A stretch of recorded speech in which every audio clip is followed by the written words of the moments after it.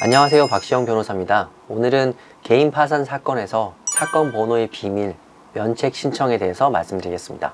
개인 파산 절차에서도 면책 신청을 별도로 해야 됩니다. 채무자 입장에서 굳이 아실 필요가 없기 때문에 많이들 모르시는데, 회생처럼 파산도 면책 신청을 별도로 합니다.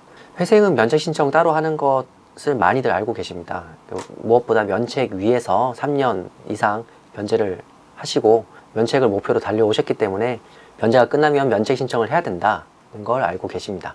반면 파산은 한 번에 정리되는 것으로 알고 계시기 때문에 따로 면책 신청이 필요하다는 거를 많이들 모르시는데, 그렇기 때문에 이런 문제가 가끔 발생합니다.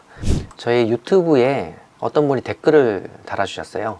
안녕하세요, 파산 신청을 할 때 면책 신청을 누락하고 재판에 넘어가면 어떻게 되나요? 믿었던 변호사인데 이렇게 실수를 했다, 지금 난리가 났다, 어떻게 해야 되냐, 이렇게 여쭤보셔가지고 제가 댓글을 달아드렸습니다. 일단은 처음에는 이 내용만으로 이제 정확히 알 수가 없어서 일반적으로 면책 신청 제출 기한이 지나지 않았다고 하면 그때 하시면 되기 때문에 한번 챙겨 보시라는 취지로 달았는데, 이분이 다른 재판을 하시고 계신가 봐요.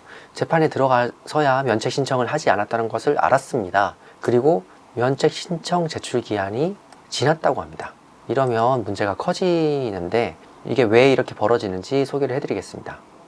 채무자 회생 및 파산에 관한 법률 556조에 있습니다.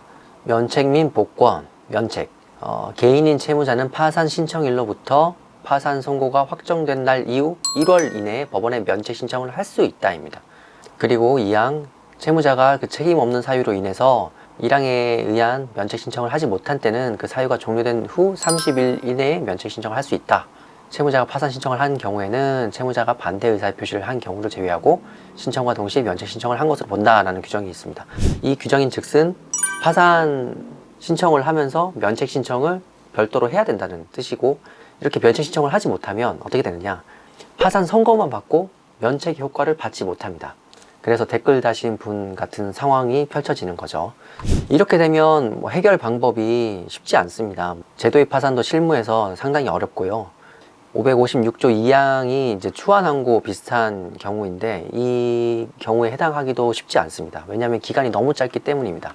이 일을 방지하려면 어떻게 해야 되느냐, 우선 본인 혹은 대리인이 신청을 할 때 꼭 병행 신청을 해야 됩니다. 면책 신청을 함께 해야 누락할 일이 없습니다. 과거에는 그 파산 신청을 할 때 면책 신청을 할 수 없게 해놔가지고 이런 일이 굉장히 많이 생겼거든요.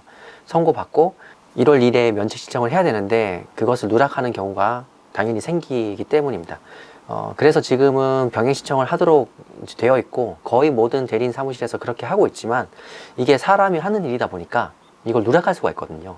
면책 신청이 누락된 상태에서 이 기간이 경과해 버리면 정말 큰일이기 때문에 본인이 꼭 확인을 하셔야 됩니다. 그러면 어떻게 확인을 하느냐, 나의 사건 검색을 꼭 따로 해보셔야 됩니다.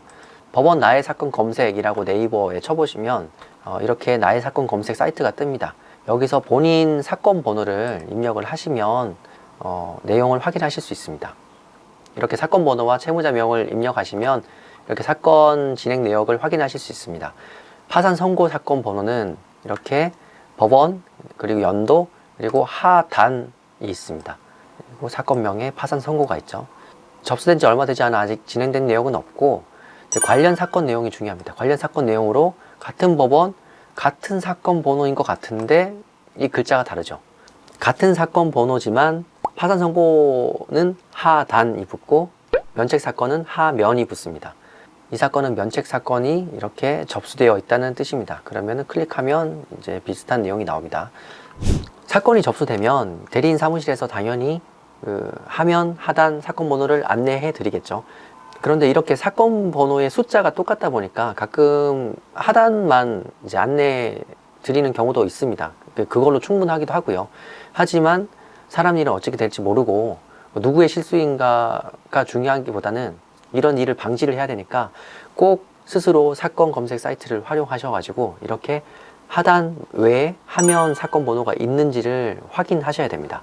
이상으로 개인 파산에서 사건 번호의 비밀, 하면, 하단, 사건 번호와 그 의미에 대해서 말씀드렸습니다. 거듭 말씀드리지만 회생 파산 사건의 당사자는 바로 본인입니다. 대리인 사무실과 충분히 소통하시더라도 꼭 본인이 별도로 확인하시는 습관을 기르시기 바랍니다.